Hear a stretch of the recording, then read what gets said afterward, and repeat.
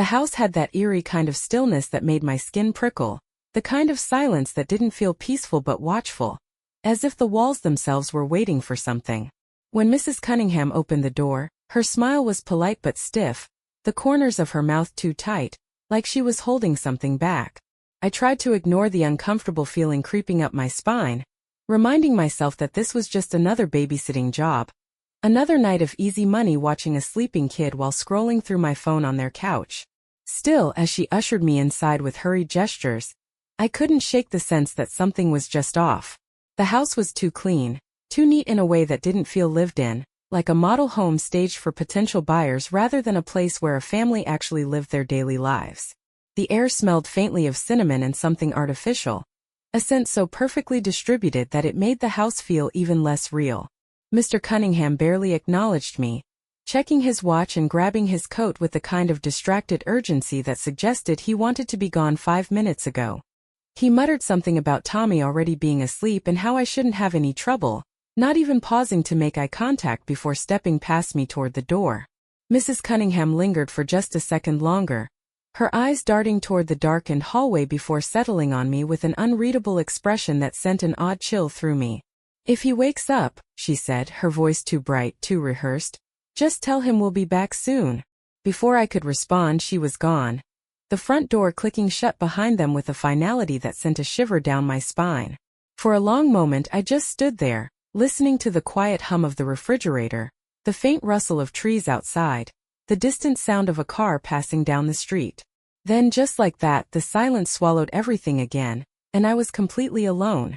The first hour passed in that sluggish, almost hypnotic way that time moves when you're babysitting at night, the house settling into an unnatural kind of hush that made me more and more aware of just how isolated I was.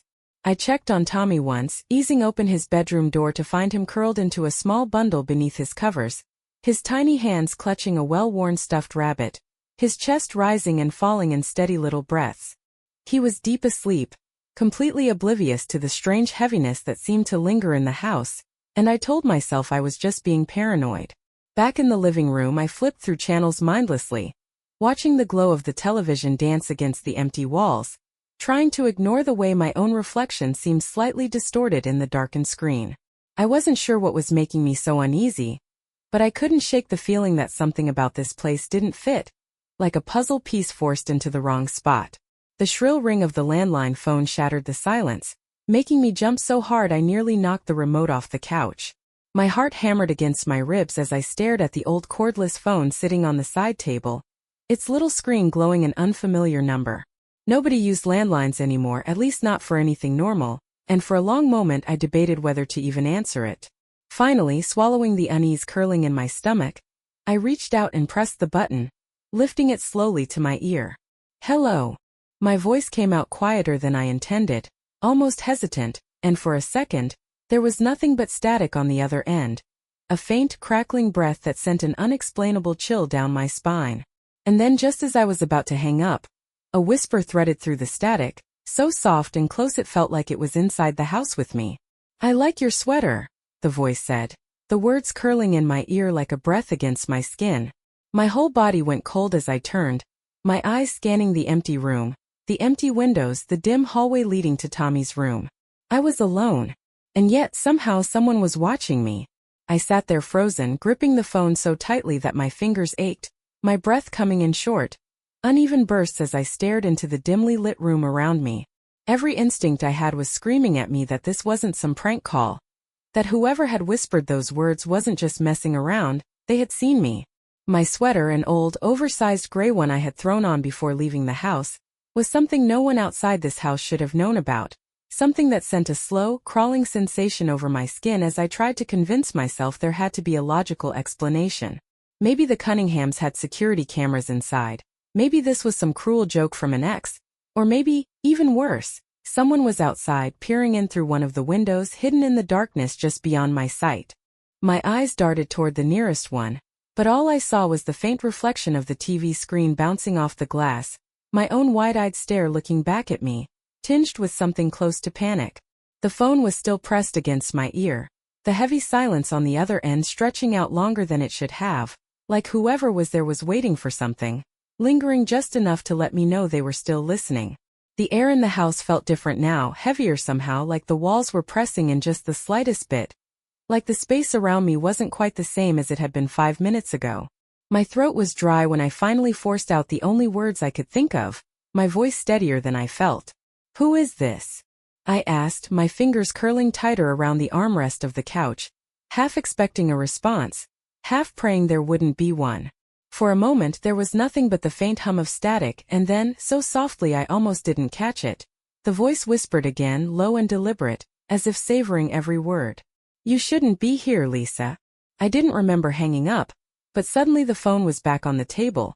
The call ended, my hands trembling as I wiped my sweaty palms against my jeans, trying to steady my breathing. I forced myself to stand, my legs stiff and unsteady beneath me, every nerve in my body screaming that I needed to do something, to check the locks, to turn on more lights, to make sure Tommy was still asleep. My heart pounded in my ears as I moved through the house, my fingers brushing over the deadbolt, testing it twice, 3 times, even though I knew I had locked it earlier. The windows were shut, the curtains drawn, nothing visibly out of place, and yet I couldn't shake the feeling that something had shifted, that the house wasn't quite as empty as it had been before I answered that call. I hesitated outside Tommy's door, my hand hovering over the knob for just a second before I eased it open, peering inside to find him exactly as I had left him, curled up in bed, the soft glow of his nightlight casting shadows against the walls. I let out a shaky breath, reassuring myself that whatever had just happened was outside of this room, that Tommy was safe, that I was just overreacting. But as I stepped back into the hallway, closing the door quietly behind me, a flicker of movement caught my eye from the living room, a brief shift of light against the glass, a reflection that didn't belong. My body went rigid as I turned slowly, my pulse hammering against my ribs, my eyes locking onto the dark TV screen where my own reflection stared back at me. Except it wasn't just my reflection. For a fraction of a second, there was something else standing behind me, a figure barely visible in the shadows, too tall, too still, its presence stretching the air around it like a ripple in reality. And then just as quickly as it had appeared, it was gone. The screen was empty again, showing only my own wide-eyed expression, pale and shaken, as I stood there gripping the doorframe, feeling the weight of something unseen pressing against my skin. I wasn't alone in this house. I could feel it now, lingering just beyond my sight, just out of reach, waiting for me to notice. I stood there for what felt like forever, my pulse hammering so hard against my ribs that I could hear it in my ears, a deep, relentless pounding that drowned out everything else. The logical part of my brain was trying to convince me that I had imagined it, that the stress of being alone in a strange house mixed with the unnerving phone call was messing with my head, but something deep inside me knew better. That reflection, I hadn't just thought I saw something. It had been there, standing behind me, just out of reach, just close enough that if I had turned around fast enough, I might have seen it for real. My hands felt ice cold as I wiped them against my jeans, trying to shake the uneasy, crawling sensation creeping up my spine, that horrible feeling you get when you know you're being watched but can't prove it. I told myself to take a breath, to calm down, to stop acting like some terrified kid in a horror movie, but my body wasn't listening. I forced myself to move, to step back toward the living room, my legs stiff and reluctant, my brain screaming at me to run even though I didn't know where I would go. The TV screen was dark again, reflecting nothing but the dim glow of the lamp beside it, the empty couch, the ordinary, untouched room. I stood in the doorway for a long moment, scanning every shadow, every corner, every inch of the space around me, searching for something out of place, something wrong, but the only thing out of place was me. I wasn't supposed to be here. That's what the voice had said. And now, standing in this unnatural stillness, the air pressing heavy against my skin, I felt that truth settling deep into my bones. I shouldn't be here. But I was. And something else was too. The thought sent a fresh wave of cold through me, and before I could talk myself out of it, I grabbed my phone from the coffee table, my fingers shaking as I tapped the screen, pulling up my recent calls. My stomach clenched when I saw the last incoming number. There was nothing there. No record of a call, no unknown number, no missed call, nothing. Like it had never even happened. A sharp, nauseating panic flared in my chest, but I pushed it down, shoving the phone into my pocket as I turned on every single light in the room, needing to push the shadows back, needing to see everything clearly. I checked the doors again, tested the locks, made sure the windows were shut so tightly that not even a breeze could move them, but the feeling didn't go away. It clung to me, thick and suffocating, a silent weight pressing down on my shoulders. I told myself to sit down, to turn the TV back on, to pretend none of this was happening, but I couldn't. Every muscle in my body was tense, my nerves stretched so tight that I thought I might snap if I stayed still for too long. I paced the room instead, forcing myself to breathe, counting each inhale and exhale like it would somehow ground me, make everything feel normal again. But it wasn't normal. None of this was normal. And then just as I started to think maybe I could calm down, something creaked upstairs. It was slow, deliberate, the sound of a single step pressing down on an old wooden floorboard, the kind of noise a person makes when they're trying to move quietly, but can't help shifting their weight just enough to make the floor groan beneath them. I went completely still, my breath catching in my throat, my entire body locking up as my mind scrambled to process what I had just heard. Tommy was asleep, I had checked. He was a small 5-year-old kid, barely heavy enough to make a sound like that even if he was awake and wandering around. My stomach turned to ice as I slowly tilted my head toward the staircase, my pulse so loud in my ears that I almost missed it, the sound of another step. And this time it wasn't slow. It wasn't careful. It was closer. For a moment my body refused to move, my muscles locked so tightly that even breathing felt impossible, as if any sound or movement might somehow draw it closer. My mind scrambled through every logical explanation, trying desperately to convince itself that it had to be Tommy, that maybe he had woken up and was wandering groggily around the upstairs hallway. But deep down I knew that wasn't the case. There was something in the way the floorboards creaked, the weight of each step pressing down in a way that didn't belong to a small child. It was too heavy, too deliberate, too much like someone who wasn't just walking but watching, waiting, listening. My fingers curled into my sweater, my pulse a frantic, erratic thrum in my throat as I forced myself to take a step backward, my gaze locked on the darkened stairwell as if expecting something to appear at the top at any second. The silence that followed was thick and suffocating, pressing down on me like an unbearable weight, making the house feel smaller, more closed in, as if it were breathing around me. I swallowed hard, my dry throat clicking, my ears straining for any hint of another sound. Another shift in the quiet. The logical part of my brain screamed at me to check, to go upstairs and make sure that Tommy was still safe in his bed, to confirm that it was just him and that I was overreacting.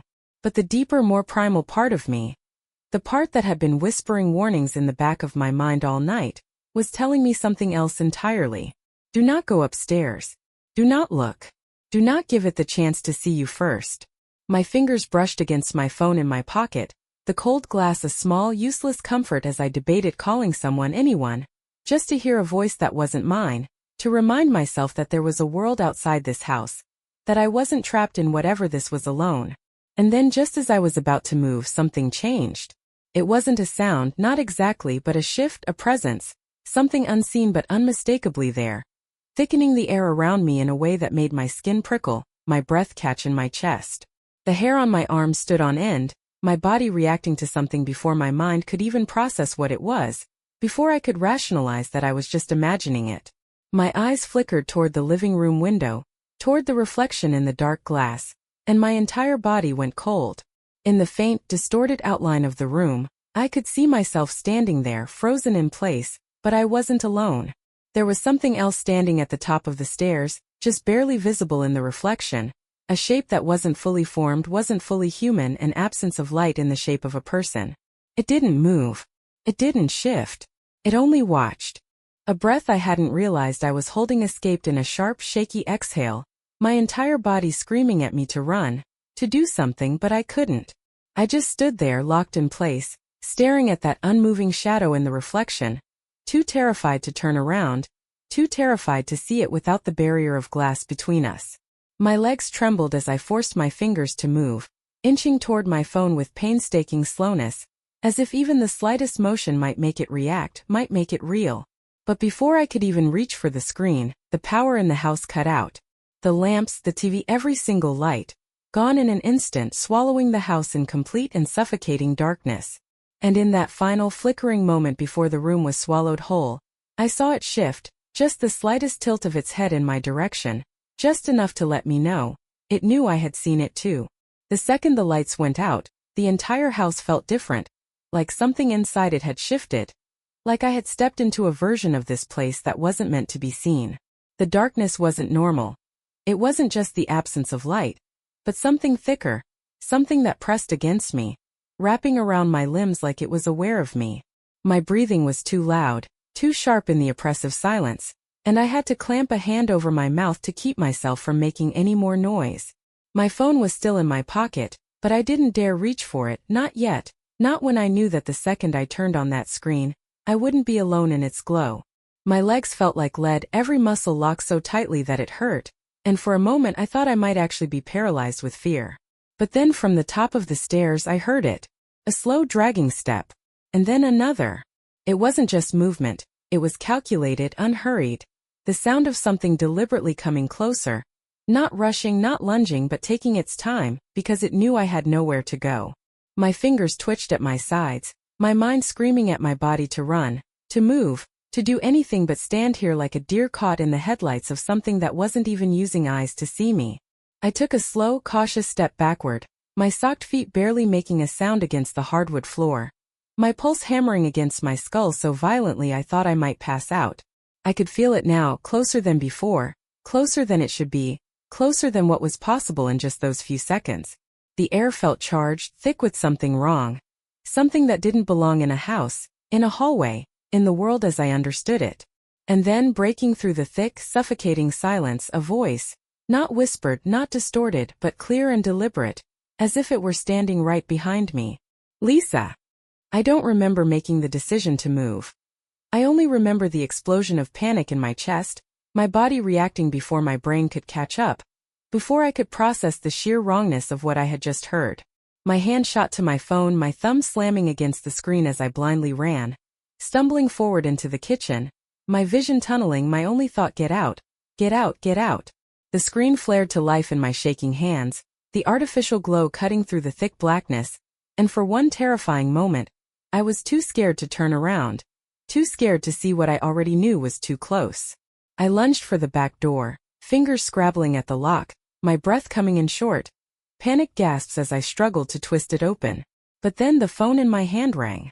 Loud, shrill, vibrating violently against my palm, the same unknown number from before flashing across the screen. And as my breath hitched in my throat, as my trembling fingers hovered over the screen, a message appeared beneath the caller ID. Simple, final, undeniable. Do not turn around. I couldn't breathe. My chest was locked so tight that every shallow inhale felt like it might shatter me from the inside. My lungs burning from the effort of staying silent, of not letting the terror crawling under my skin take control. The phone in my hand kept vibrating, the name flashing over and over, unknown caller. That single message beneath it staring back at me like a command I couldn't ignore. Do not turn around. My hands shook so violently that I almost dropped the phone, my thumb hovering uselessly over the screen, my mind spiraling between two equally horrifying thoughts. Who was calling me? And worse, who were they trying to protect me from? I could still feel it, standing there behind me, its presence thick in the air, stretching the darkness, bending the silence around it in a way that made my skin crawl. It wasn't just watching me, it was waiting. The door.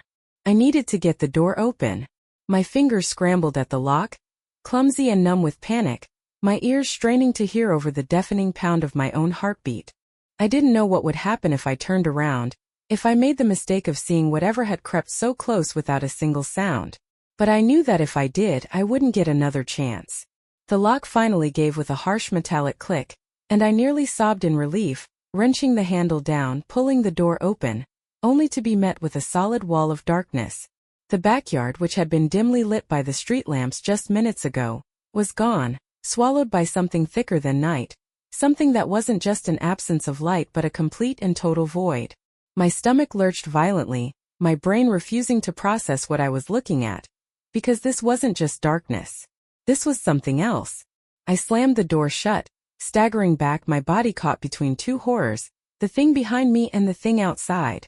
The phone had stopped vibrating, the silence pressing down so hard I could hear the faintest ringing in my ears, that horrible high-pitched frequency that comes when everything is too quiet, when the world is holding its breath. I squeezed my eyes shut, trying to block out the overwhelming panic threatening to take over, trying to force myself to think. I needed to move. I needed to get Tommy and get out of this house, out of whatever was happening, out of whatever I had stepped into the second I picked up that damn phone. But then a sound just inches from my ear. Not a whisper. Not a breath. But something far, far worse. A quiet, deliberate chuckle. Something cold and clammy touched my wrist, its grip light, almost playful, like it was testing me, like it was enjoying how long I had lasted before breaking. My entire body seized in pure, unfiltered terror, my skin crawling with the unbearable sensation of something I should not be feeling, something that should not be able to touch me, and for a split second I nearly turned, nearly made the one mistake I had been warned not to make. But before I could react, before I could scream, before I could run, the phone in my hand lit up again, the screen so bright in the suffocating dark that it made my eyes sting. And there on the screen was a single message, the words so sharp, so final, that they sent an icy dagger straight through my chest. It's not behind you anymore. Every nerve in my body locked up at once, my breath stalling, my vision swimming as my eyes clung desperately to the glow of my phone screen, as if the light alone could anchor me to reality. It's not behind you anymore. The word seared into my brain, looping over and over, sending my pulse into a frenzied, uneven rhythm that made me feel lightheaded. Like my body couldn't keep up with the panic exploding inside my chest. My fingers clenched around the phone so hard that my knuckles ached, but I couldn't move, couldn't turn, couldn't even force myself to blink. My mind was racing through possibilities, through the horror of what that message really meant. If it wasn't behind me anymore, then where was it? The thought sent a violent shudder ripping through me, and despite everything, despite the warnings, despite the overwhelming terror clawing at my throat, I had to look. Slowly, stiffly, I turned my head, my breath coming in short, silent gasps as my eyes darted frantically across the room, scanning the shadows, the corners, the places where the darkness stretched a little too deep, where the edges of reality seemed to blur. The kitchen was empty. The hallway was empty. The stairwell, the living room, nothing, but the thick, crushing silence that was wrong in a way I couldn't describe. My stomach twisted violently, my instincts screaming that something was still here. Something was watching. And yet, there was nothing to see. The weight of its presence remained, that sickening electric tension in the air, but now it was everywhere, impossible to pinpoint, impossible to escape. And then from above me, so faint, so impossibly distant yet unmistakably real, I heard Tommy start to cry. The sound sent an immediate jolt through my body, snapping me out of my frozen state, replacing my fear with something sharper, more desperate. Tommy was upstairs. Somehow through all of this I had let myself forget about him, let myself get lost in my own terror while he had been sleeping, vulnerable, unaware of what was lurking just beyond his door. I moved before I could think, my legs unsteady beneath me, my fingers still locked around my useless phone as I rushed toward the stairs, my heart hammering so hard it drowned out everything else. I took the steps two at a time, my breath coming in ragged, uneven bursts, my mind screaming at me to be ready, to expect the worst, to brace myself for whatever I was about to find. The moment I reached the top, I could see that Tommy's bedroom door was still closed, the soft, flickering glow of his nightlight spilling out beneath it, casting long trembling shadows against the floor. But his cries had stopped. I hesitated for just a second, my fingers hovering over the doorknob, my pulse a deafening roar in my ears as the heavy silence settled around me again, stretching, waiting. Something was wrong. Something was very wrong. Every instinct inside me screamed that I should not open that door, that I should turn around, grab my phone, call someone, anyone. But I couldn't leave him, couldn't ignore the overwhelming certainty that something else was in that room with him. My hand closed around the knob, the metal icy cold against my skin, my breath shallow as I forced myself to turn it, to push the door open just enough to peer inside. The soft, golden glow of the nightlight cast everything in a hazy dimness, illuminating the small bed, the stuffed animals scattered across the floor, the tiny figure curled up beneath the blankets. Tommy was still, too still, his back facing me, his little body rising and falling in slow, steady breaths. My shoulders sagged with relief, the tension in my chest easing for just a second, until in the farthest corner of the room, where the nightlight's glow didn't reach, something shifted. A shape, tall and wrong, unfolding from the darkness in slow, unnatural movements, its edges blurring, as if it had only just now realized I could see it. And then Tommy spoke. But the voice that came out of his mouth was not his own. For a moment my brain refused to process what I had just heard. The familiar shape of the child in the bed clashing violently with the impossible, inhuman voice that had just crawled out of his throat. It was deeper than it should have been, warped and wrong, twisting through the quiet air like something ancient and amused, stretching the syllables as if it were testing them, shaping them with a mouth that wasn't used to speaking. My stomach lurched violently, my body rejecting the reality in front of me, because this wasn't Tommy. Not anymore. My fingers dug into the doorknob, my whole body poised to run, to turn and flee down the stairs, out of this house, into the night, but then Tommy moved. Slowly, stiffly, like a puppet being dragged upright by invisible strings, his little body shifting under the blankets in jerky, unnatural motions, his small shoulders rolling in a way that sent pure, ice-cold revulsion through me. And then finally he turned his head. I think I stopped breathing. The face looking back at me wasn't Tommy's. It was almost him, but just off enough that my entire body recoiled at the sight, my mind screaming that this wasn't right, wasn't real, wasn't human. His skin was too pale, almost waxy in the dim glow of the nightlight, stretched too tightly over the delicate bones of his face. His lips had curled into something that might have been a smile, but it wasn't a child's expression. It was something far older, something studying me with quiet amusement, something that had seen me long before I had seen it. And then as I stood there frozen, my legs locked in place, my heart slamming against my ribs, he blinked. Not once, not twice, but 3 slow, deliberate times, like he was adjusting to the act of doing it, like he was mimicking something he had only ever watched. A deep, unnatural cold spread through the room, coiling around my limbs, sinking into my skin like a presence wrapping itself around me, pressing against my lungs, making it harder to breathe, harder to think. Tommy, or whatever was wearing Tommy's body, tilted his head slightly, the movement unsettlingly fluid, his 2 dark eyes locked onto mine, his grin widening in a way that made my stomach twist. When he finally spoke again, the words were slow, almost thoughtful, as if he had been waiting for this moment. I told you. You shouldn't be here. The voice slithered through the air, a sick imitation of human speech, the weight of those words settling over me like a suffocating fog. My body screamed at me to move, to do anything but stand there staring into the face of something that should not exist. But before I could react, before I could even pull in a full breath, the thing in the corner moved. It didn't step forward. It didn't have to. The shadows around it stretched, expanded, twisted into something with too many limbs, too many shapes, a shifting mass that flickered in and out of focus. My vision blurred as my mind rejected what I was seeing, my hands clutching the doorframe so hard that I felt my nails biting into the wood.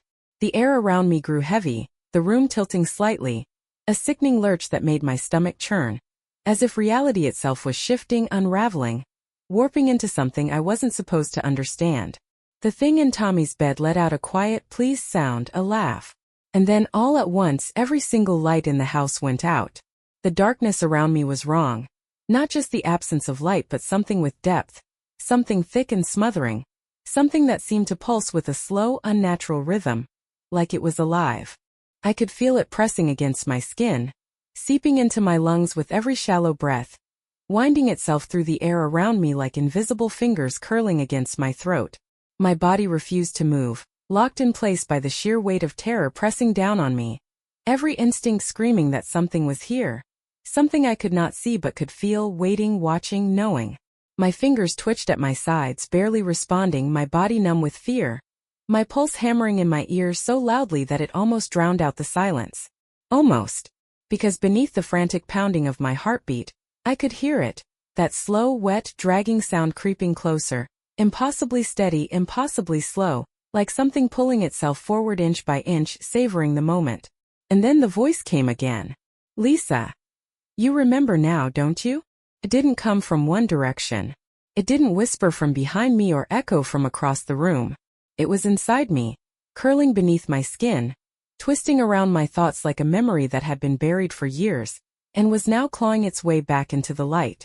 My stomach twisted violently as something deep in my mind cracked open, a door I hadn't even realized was locked until this very moment. And behind it, emptiness. A hollow, gaping absence where something important should have been. A night missing from my past. An event erased from my mind like it had never happened. But it had happened. I could feel it now like a splinter just beneath the skin. Something my body remembered even if my brain had refused to. Something terrible. I swayed on my feet, the cold nausea of recognition slamming into me, and suddenly I wasn't in Tommy's room anymore. I was somewhere else. The shift was sudden, violent, like being yanked from one reality into another.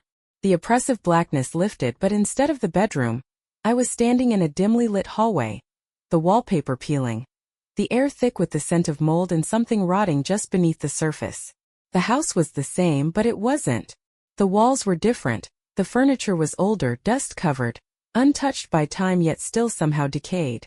My breath came in ragged gasps as I turned my head, my vision tilting, my balance swaying beneath me as my mind fought to catch up. No, this isn't right, this isn't real, I was just in the bedroom, And then from the far end of the hallway, a door creaked open. Slowly, deliberately, like something on the other side had been waiting for me to remember. And I did. The moment the door creaked open, a wave of nausea slammed into me so hard that I had to grip the peeling wallpaper just to stay upright, my knees threatening to buckle beneath me. The air in the hallway had changed, thickened, turning dense and humid, the smell of rot curling inside my throat like something I had breathed in before. I didn't want to move. I didn't want to see what was waiting in that darkened doorway. Didn't want to face the thing that had been hiding inside my mind, waiting for me to remember. But I had no choice. My body was already moving, not because I wanted to, but because something was pulling me forward. My feet dragged across the warped wooden floor, my fingers trailing against the wall, leaving smudges in the dust that felt too old, too settled, like no one had touched this place in years. And yet somehow I had been here before.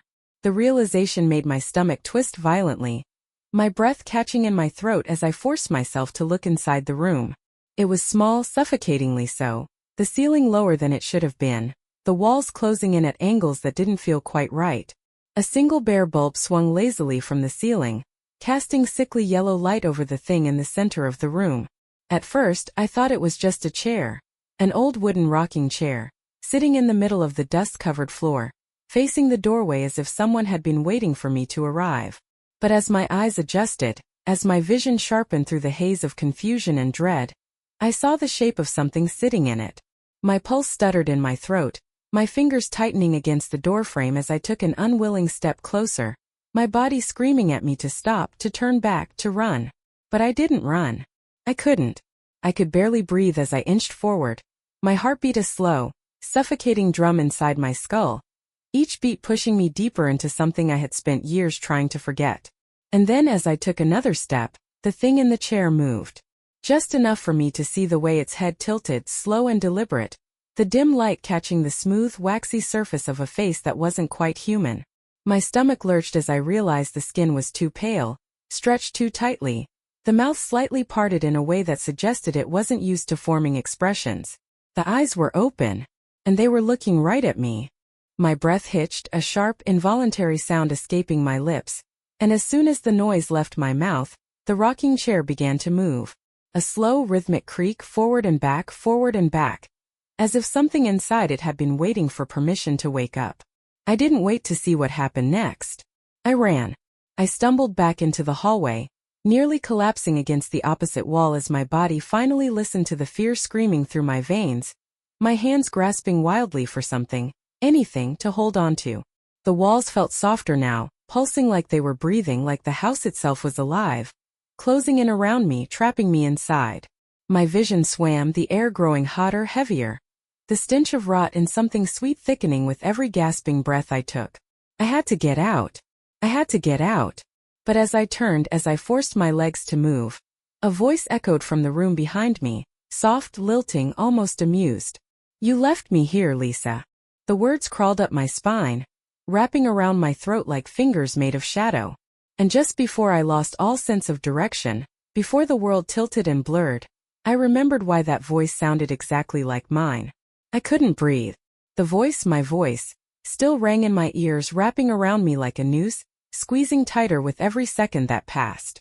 My legs felt weak, unsteady beneath me, my body swaying as though the floor itself was tilting, warping, trying to pull me back toward the open doorway. The air had turned thick, dense, syrupy with the smell of something old and wrong, something rotting beneath the surface of the walls. My pulse hammered against my ribs, frantic and uneven, my hands trembling violently as I pressed them against the peeling wallpaper, grounding myself, forcing myself to stay here, to stay real. But I couldn't ignore the way the house was changing. The hallway stretched impossibly long before me, the dim light overhead flickering like it was struggling to stay alive, the shadows at the edges growing darker, deeper, swallowing up the corners of my vision. And inside the room behind me, the rocking chair continued its slow, rhythmic creaking. Forward and back. Forward and back. I had to run. But my body wouldn't listen, my legs locked in place, my fingers twitching uselessly at my sides, caught between fight and flight, my mind barely able to process what I had just heard. That was my voice. Not similar. Not distorted. Mine. I had heard recordings of myself before, had left voicemails, had played back videos, and I knew what I sounded like. And whatever was in that room, whatever thing had been waiting for me all this time, it had spoken with my exact voice, my exact cadence, my exact breath. My stomach twisted violently at the realization, a sharp, cold nausea spreading through my limbs, because there was only one explanation for this, only one reason something could sound so much like me. It wasn't imitating me. It was me. The thought shattered through me like ice, and suddenly my body was moving, my feet slamming against the warped wooden floor as I forced myself forward, down the too long hallway, toward the staircase that didn't look the way it should have. The steps stretched downward, too steep, too narrow, the banister warped into something almost organic, like it had been carved from twisted, knotted bone instead of wood. My breath came in sharp, ragged bursts as I stumbled forward, my hands barely grazing the wall to keep myself steady, my fingers brushing against something damp, something that pulsed faintly beneath my touch. I had to focus on the door, on the way out, on the desperate burning need to escape before the house could swallow me whole. But the moment I reached the top of the staircase, I heard footsteps below. Slow. Heavy. Climbing upward. My chest went tight with panic, my mind scrambling to make sense of what I was hearing. Because I was the only one in the house. I hadn't heard the front door open. There had been no sound of movement, no rush of air from outside, no signal that anything had entered. And yet, someone was coming up the stairs. The steps were careful, deliberate, not rushed, not frantic but patient. Like they knew I was standing there, waiting, trapped between the thing behind me and whatever was climbing toward me from below. I sucked in a sharp, unsteady breath, my nails digging into my palms so hard I thought they might break the skin, my entire body locking up as a single horrible thought took hold. What if it wasn't coming up the stairs? What if it had been here the whole time? I couldn't move. My body felt like it had been filled with cement, every muscle locking into place as that slow, deliberate sound continued beneath me, each step deliberate, measured, unhurried, like it knew there was nowhere left for me to go. My breath stuttered in my chest, the air burning my throat as I tried to force oxygen into my lungs, my mind racing through every impossible, horrible possibility. I wanted to tell myself that it was the Cunninghams, that they had come home early, that I would turn the corner and see Mr. Cunningham shaking out his coat, tossing his keys onto the counter like nothing was wrong. But I knew that wasn't true. I knew because I never heard the door open. And even worse than that, I knew whatever was coming up those stairs wasn't human. I could feel it now, really feel it pressing against my skin like a shift in the air before a storm, something vast and cold, something that should not have weight but did. The house groaned around me, the walls flexing like it was breathing, like the very structure itself was aware that I was standing there, teetering between two unknown horrors. The thing inside Tommy's room, the thing coming up the stairs. My fingers curled against the peeling wallpaper, my nails scraping against the rough surface as my mind screamed at me to do something, to run, to hide, to fight, to pray. But I had waited too long. I had stood here paralyzed for too many seconds, too many precious moments, and now it was here. The last step creaked beneath its weight, heavier than it should have been. Like the wood was bending, stretching beneath something that didn't fit within the laws of this world. My heart was slamming against my ribs so violently that I thought I might black out, my vision tunneling as I forced myself to take a step back, away from the stairs, away from the hallway, away from the thing that was so close now. My back hit the wall, my fingers trembling as I clutched my phone, the screen still glowing faintly in my palm, offering nothing, no missed calls, no new messages, no proof that anyone outside of this nightmare even existed. My brain was breaking under the weight of it all, because this wasn't just fear anymore, this was recognition. Somewhere, deep in the part of my mind that I had buried, that I had forgotten, I knew what was happening. I had lived this before. The moment the thought hit me, I felt it move. Not just a step, not just a shift in weight, but something else. A presence leaning forward, pressing against the air itself, reaching for me without ever touching me. My stomach lurched as I felt its breath. Too close. Too real. The scent of damp earth and something ancient. Something that had been waiting for me for so long. The air around me turned dense, crushing, warping, my vision flickering like I wasn't fully here anymore. Like the walls were thinning, unraveling, stretching into something beyond my comprehension. I wasn't supposed to be here. I wasn't supposed to remember. My fingers clenched around my phone, desperate, panicked, and without thinking, without breathing, without giving myself time to regret it, I forced myself to look. And I saw myself, standing at the top of the stairs just a few feet away, looking back at me with empty, unblinking eyes. The sight sent a sickening jolt through my body, every instinct rejecting it, screaming that what I was seeing was impossible, wrong, unnatural. My breath came in short, ragged bursts, my hands trembling so violently that I nearly dropped my phone, the cold glass slick with sweat. The other me didn't move, didn't blink, just stood there watching, its head tilted ever so slightly like it was studying me, waiting for something. My stomach twisted violently, nausea curling through my insides like a living thing, because deep down I knew, this wasn't the first time. I had seen this before. I had lived this before. And I had forgotten. The realization hit me like a physical blow. My body recoiling as flashes of something buried. Something hidden. Something stolen from me surged forward all at once. I had stood in this hallway before.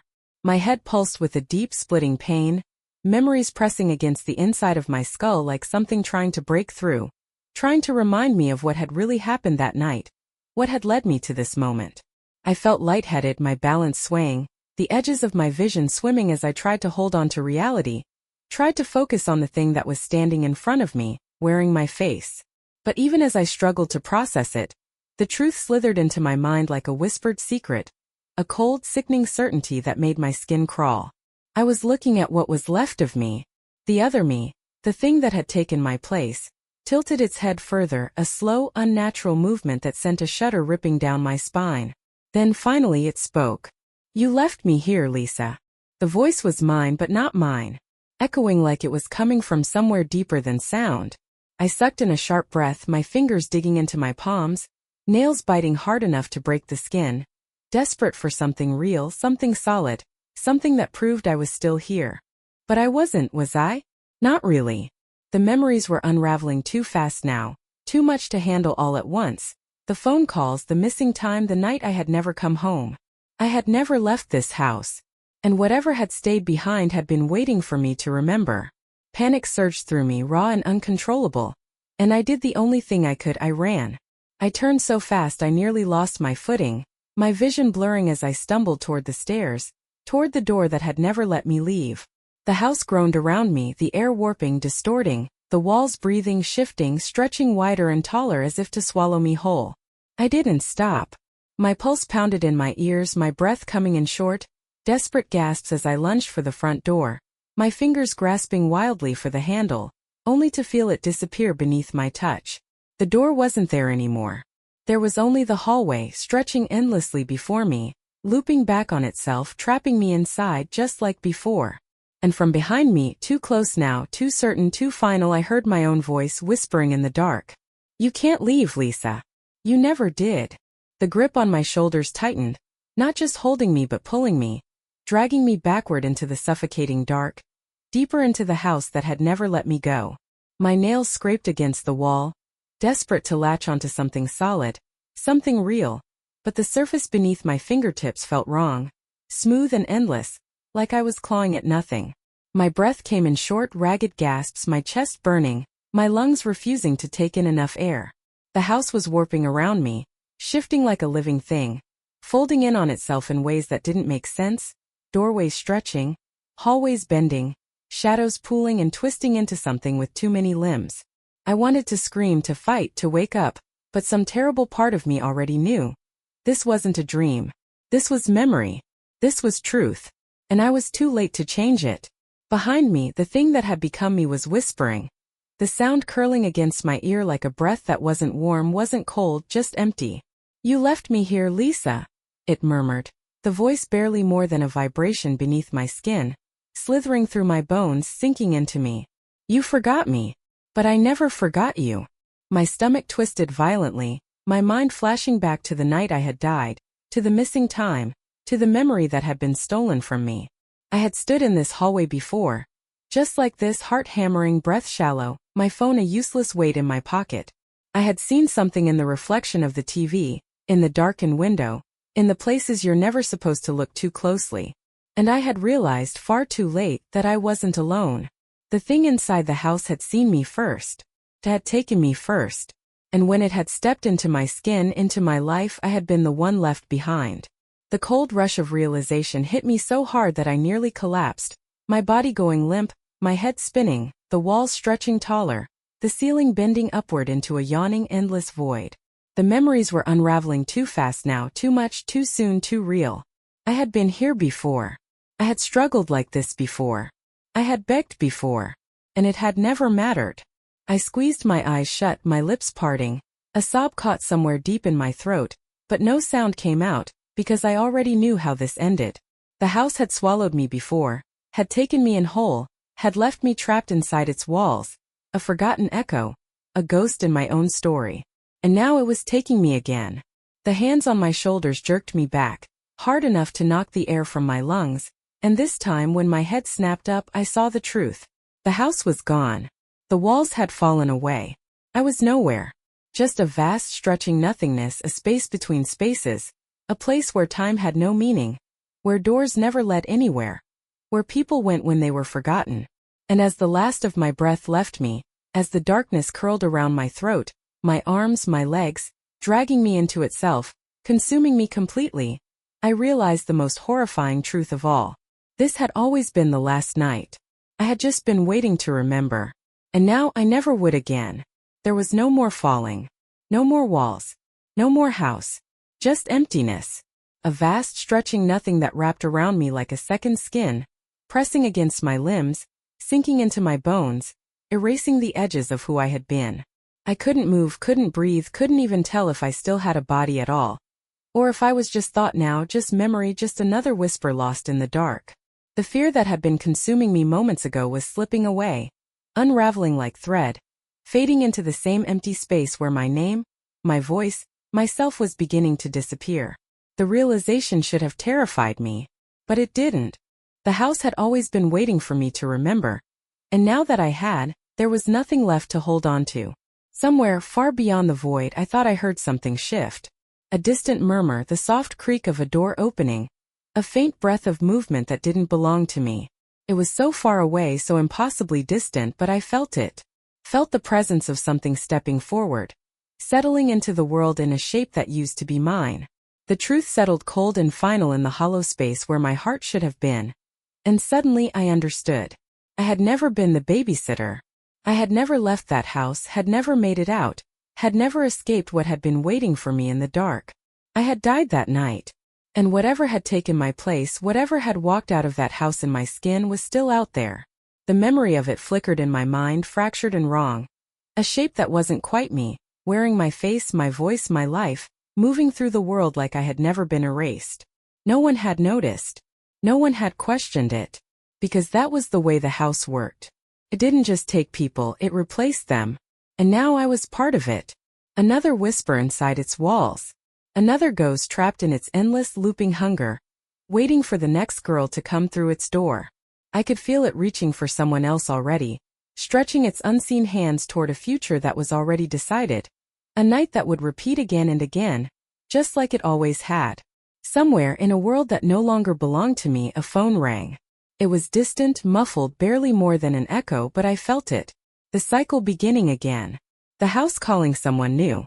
And as my thoughts splintered, as my name dissolved, as my existence unraveled into the endless dark, I finally understood the cruelest truth of all. No matter how many times the night repeated, no matter how many girls disappeared inside that house, no one would ever remember us. And we would never leave. Thank you for watching this video to the end. I have new videos on my channel every day, so don't forget to subscribe. Let me know in the comments what I need to work on when creating new videos or what stories you'd like to hear more of.